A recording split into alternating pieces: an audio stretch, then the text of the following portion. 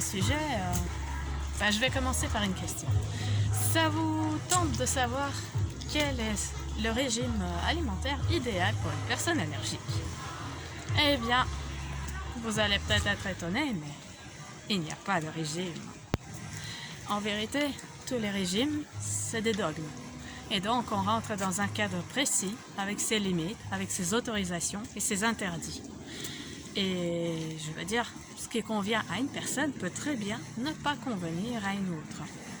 Et donc, c'est pour ça, les régimes, c'est vraiment pas la panacée. Alors, on pourrait un peu analyser quelques régimes pour vraiment que ce soit clair. Mais donc, par exemple, si on prend le régime végétarien, eh bien, il y a beaucoup de bons dans ce régime parce que voilà, les aliments végétaux sont idéaux pour notre organisme. Ils sont excellents, ils sont remplis de micronutriments, ils sont remplis de principes actifs, d'antioxydants, de phénol et des tas de molécules, sans compter pour les feuilles vertes la chlorophylle qui est extrêmement purifiante et bienfaisante pour notre organisme. Donc tout cela doit être dominant dans notre menu, sous forme la plus naturelle et la moins transformée possible si on veut espérer avoir une bonne santé. Mais donc, vu sous cet angle, le régime végétarien qui comprend beaucoup d'aliments naturels et bio, cultivés localement et de saison, ça serait un très bon régime végétarien. Mais à côté de ça, on prendrait un régime végétarien qui soit à base d'aliments industriels préemballés et tout ça, et voilà. Là, ça ne sera plus du tout le régime végétarien de la faisant. Ça ne sera plus du tout la même chose. Et du coup, voilà, chaque régime a ses limites et à partir du moment où on se dit végétarien, c'est pas encore tout gagné. Alors à côté de ça, on a d'autres régimes, comme par exemple le régime cétogène. Eh bien, dans le régime cétogène, il y a également un problème. Il y a une éviction de glucides. Or, les glucides, c'est notre principale source d'énergie. Or, le régime cétogène, c'est surtout des protéines et des lipides.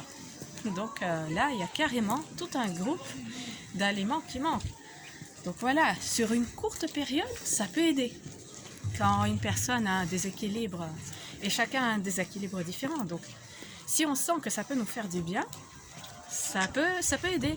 Donc, chaque régime peut avoir du sens pendant une certaine période, mais si jamais il y a une éviction de tout un groupe de macronutriments ou de micronutriments, là, on n'est plus dans un système équilibré et donc voilà, on risque de passer à côté de certains nutriments et d'avoir des carences à très long terme.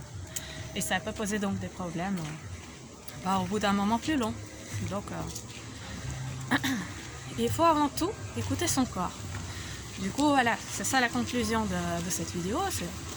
Après, il y a aussi d'autres régimes comme le régime macrobiotique ou même le régime carné. Je connais même une personne qui a pu restaurer sa santé avec un régime avec beaucoup de viande. Mais donc, ça correspondait aux besoins de la personne à ce moment-là. Et donc, elle a pu se guérir parce qu'elle avait un problème au niveau de l'intestin grêle. Et donc, toute présence de fibres lui posait d'énormes problèmes, lui causait des énormes douleurs. Alors moi, personnellement, j'ai fait beaucoup dans le végétal. Heureusement, les fibres ne me posent pas de problème. Alors ensuite, les produits animaux, je les évite par choix philosophique, bien sûr, mais je suis tout à fait ouverte que certaines autres personnes puissent les consommer parce que elles en ont besoin. Elles en ressentent que c'est ce qui leur ferait le plus de bien en ce moment.